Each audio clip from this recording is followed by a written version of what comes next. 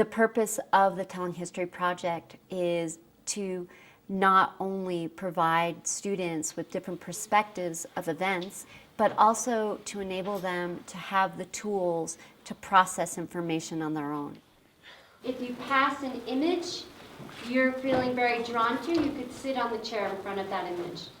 I chose this photo because in the background, the children were kind of looking at the soldiers like they were being mean. Like the soldiers might make them nervous, and if they don't have like free time and they don't have an imagination, they might grow up being depressed. The description basically said that girls from this region of Africa would go and collect firewood even at the young age of 8 and above, and they may be attacked, killed, or even raped. And I have a sister who's 9, and I couldn't imagine her doing any of these things or any of them happening to her. History can be an abstract concept to kids. It was oftentimes, it happened way back when. The challenge and the goal of any good history teacher is to take what happened way back when and apply it to the present day immediately. In war zones and in conflicts, no matter what, children find a way to play. What I see in the Human Rights Telling History Project is that these human rights abuses are occurring today, but you can't understand them unless you have some context of how does it happen, where else did it happen, is there a common thread through it all? Welcome to the Darfur refugee camp.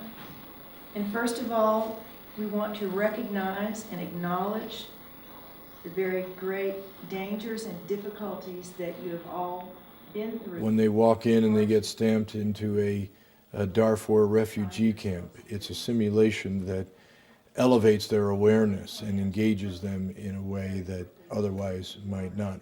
I am here today in a refugee camp in Darfur, and I am interviewing the doctor. In the average person life that goes to a refugee camp, it's really tragic.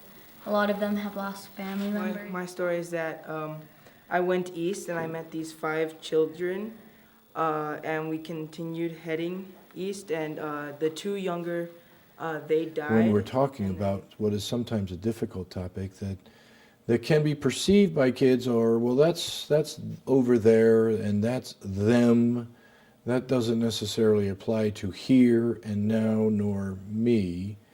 So that's good pedagogy to involve them in that sort of thing. I've been a bystander, I've been a perpetrator, I've been an activist. We've all done it. So it's not about any judgment, it's just about in our lives, and as we grow, we have different experiences. This really is happening, and it is a problem. We live in a very complicated world, and we live in a world where everything happens so fast. And we live in a world where there are great things happening, but there are just as many tragedies. And it's so important for students as they grow into adulthood to be able to process and understand what's happening around them in the world rather than to go into fear. And it's really from those times of fear that prejudice is created and discrimination is created and bullying happens. And so it's so important to provide these tools for these students. We are going to be the next generations of the world, and we need to be aware of these problems.